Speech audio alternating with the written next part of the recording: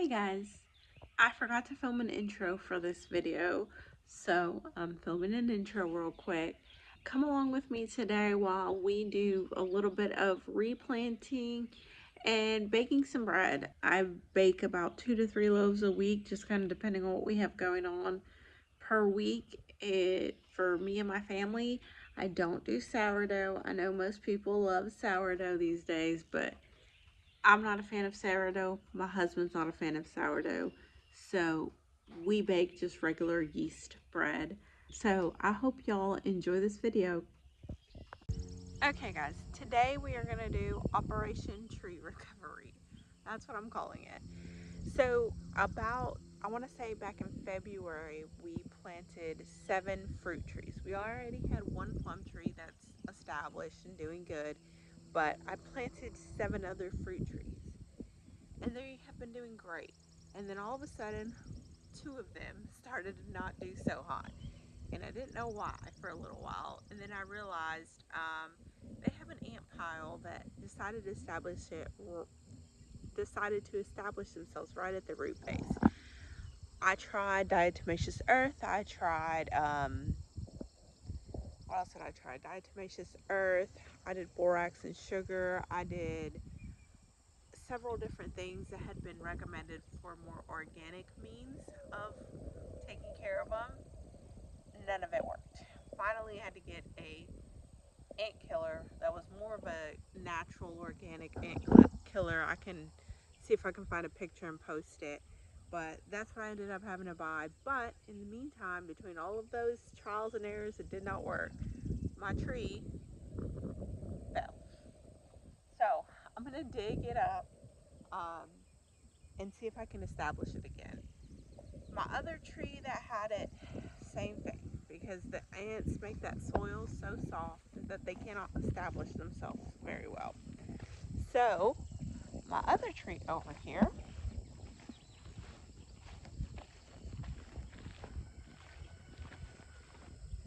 same thing, partially falling over. The rest of them are standing straight and beautiful. Those not doing so hot, which is annoying and frustrating. You see this guy, he's standing straight. That one over there, straight. The other ones are standing great, other than, that one back there and the other one that's over there. So today is Operation Tree Recovery. The ants are gone, thank God. So now I have to work on getting them to do much better. Also, the other mistake that I made when doing my trees is I put these bags on them that I thought would be good because it would be able to keep the water, to keep it moisturized, keep the soil nice and wet. Well, they rub the bark off. We live in an area that's too windy and it rubs the bark off, so I have to remove those as well. This whole tree thing is not going very well right now, but most of mine are doing really well. It's just a handful that are not doing well. And it's not that they're doing terrible, they're still leafing out, they still look green. I just need to get them a little bit better established. So that's what we're going to work on today, is fixing this tree issue. Okay, here I am putting my gloves on, safety first. I am just taking this green bag that I put around it to keep the moisture in. That is not working. It is knocking them down. As you could tell at the beginning, that tree was pretty much laid down. I'm just packing the soil right here around it because those ants really made that soil just too loose for this tree to establish itself. I want the soil to be a good mix of loose, but not too awful loose. I don't want it to be clay, but I do need it packed in. I'm just grabbing some dirt and adding some more dirt on top to help pack it in and to also help hide some of those roots. Okay, that guy is standing a lot better now. A lot straighter than what he was before. I don't know why I called it a he, it's a girl, because girls are the only ones who produce, so it's a girl. But she's standing a lot straighter now. I'm hoping that that'll help.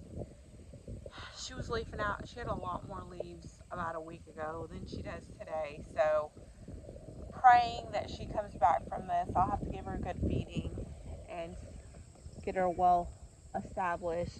She still has a few leaves, so I'm hoping and praying that that'll work. This is a Granny Smith, and let me tell you, I've added trees at my old property as well, and my Granny Smith struggled as well there. I don't know what it is about the Granny Smith trees, but I can't seem to get them to grow. They always struggle. My Granny Smith over there struggled as well, and not the same situation, but it struggled. I couldn't get it to grow. It just never took off. But everything else I grew out there took off. I had plums and peaches and pears, and they all took off. But my Granny Smith just never took off. Maybe that tree is just not meant to be for me, but I love that apple, so I really want to grow it. We'll see what happens. All right, let's work on this peach over here. Okay, here we go again with the removing of the green bag. As you can tell, same process. Packing it, putting some soil, getting those roots in there, getting it established. My cat Ginger is hanging out with me to help me with this process, or getting my way, whichever one you want to call it. But both of these trees are standing up much taller now, which I'm super happy. And I think they're starting to leaf out some more. So that is fantastic. Okay, at the end there you saw me there's a little ant pile still to the side of the tree that I just grabbed a few of those spider ants, pulled up a little bit of that ant pile, put it on another ant pile I have over here, and then took some from the ant pile that I have over here to over here. Hopefully they'll kill each other off. That's usually what I do. But we got that done. Now I'm going to collect all of these bags that I don't think are working very well.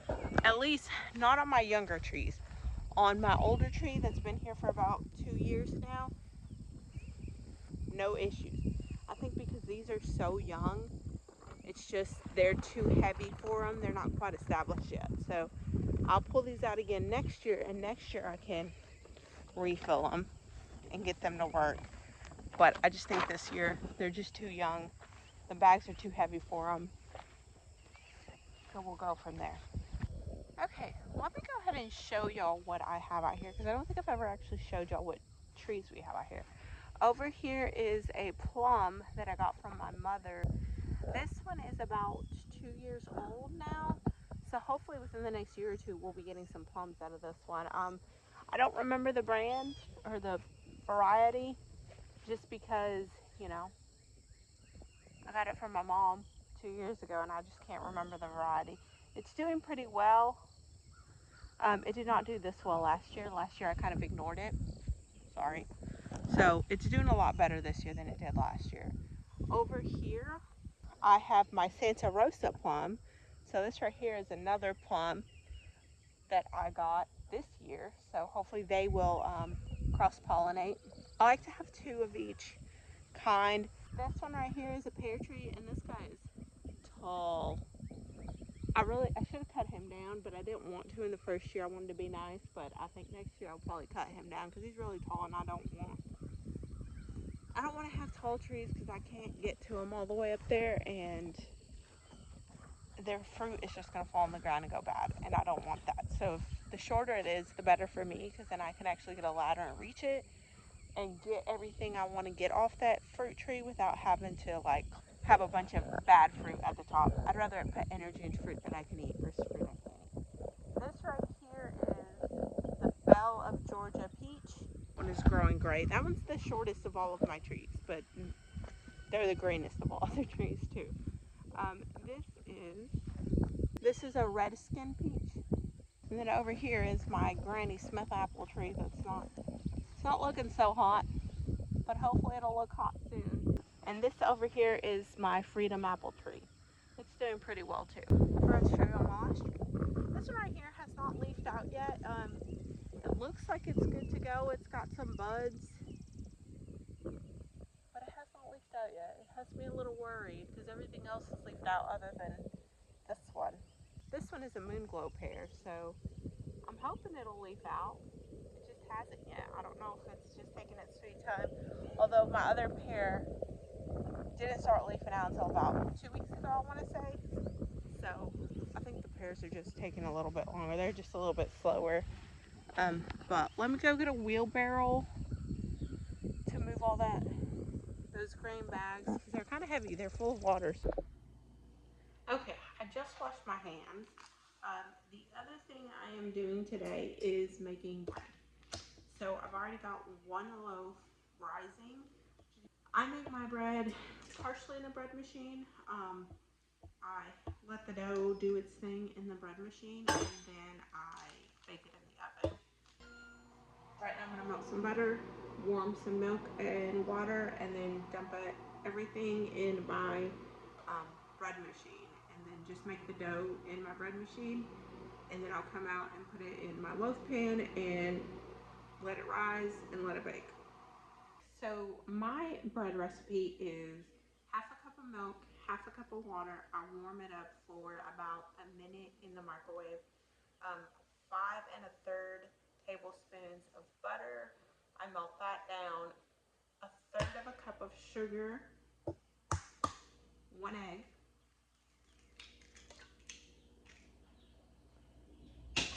3 3/4 cup of bread flour. I think you can use all-purpose flour on this. I just have always used bread flour, and it makes it the best. So I stick to that, is bread flour, because it's what works. Now with your butter and milk and water, you want to make sure that it's not too awfully warm, or else you're going to cook your egg, and that won't be good. 2,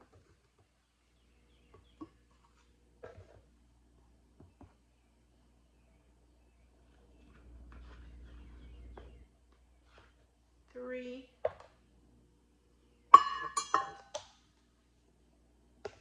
So that was my 3 cups of bread flour.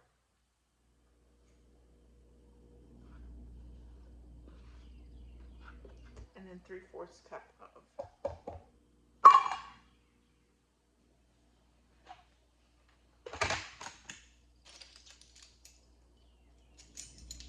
and then a teaspoon of salt.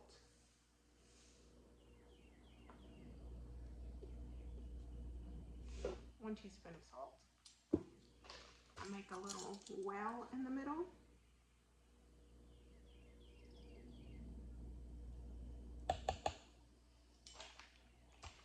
And then I have this dry instant yeast that I bought off Amazon.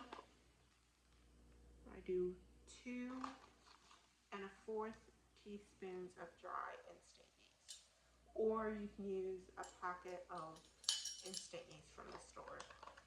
I just make so much bread that I bought this thing, and I just keep in the Ziploc baggie in my refrigerator to keep it fresh. And yes, a glass jar would keep it fresh longer, but honestly, I go through this pretty quickly. This will probably be gone. I mean, I make like 3 or 4 loaves a week for us to eat on.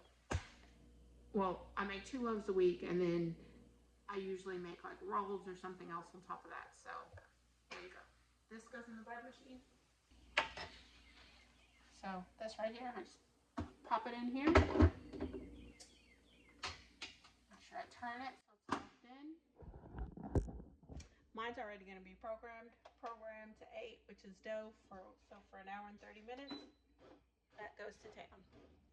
Now I'm just going to clean up my mess, and then that's it. I'm done for now. I think I should have made my name the Goat Lady.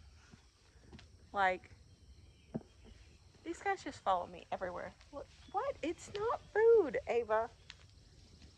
It's not food, guys. Those are my gloves. The things I use to work with, those are my gloves. Okay, well, they clearly don't care. They think it's food. We've got several. Well, we've got 2 that are due soon. Let me show y'all her udder. So that right there is Bombay. She's doing about 27 days. Her udder is filling up nicely. That one over there is Rose. She's got a little bit of udder development over on that right side. Not much on that left side, but she's got a little bit. Let me go get these goats out of this shop.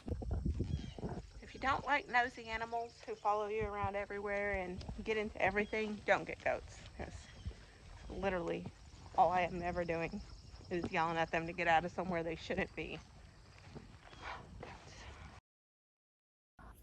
This is me planting some cowpeas. I went ahead and planted 4 in some of these squares and 6 in the others. Not all of these squares are full square foot. So on the smaller ones, I just did 4 instead of the 6.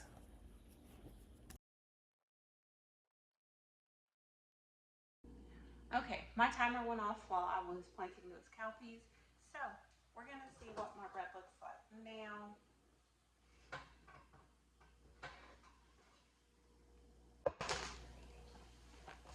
There it is. It's kind of risen. It's not too awful high, but I've done this a million times. I know it's going to rise a little bit more in the oven and it'll be perfect. So I'm going to put it in a 350 oven for 22 minutes. That's what I have found with this long pan. Now, if I use my shorter glass pan, it takes about 15 to about 16 minutes. 16 minutes is usually good.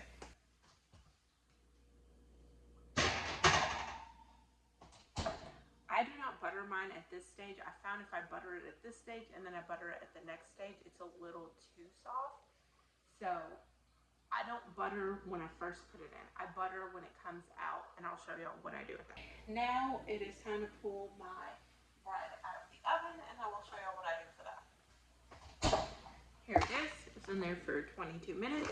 Now I'm going to butter it and cover it.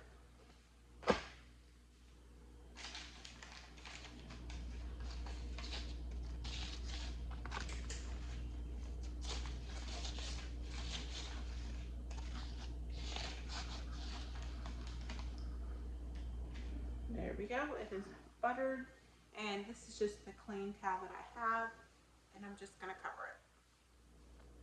And that's it. It'll sit here and cool off. And once it's cooled off, I'll pop it out and we'll have bread.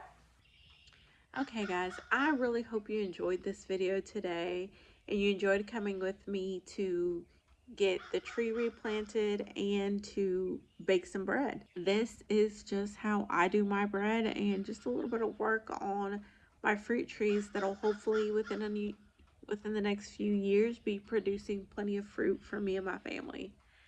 Y'all have a good day and God bless y'all. Bye guys.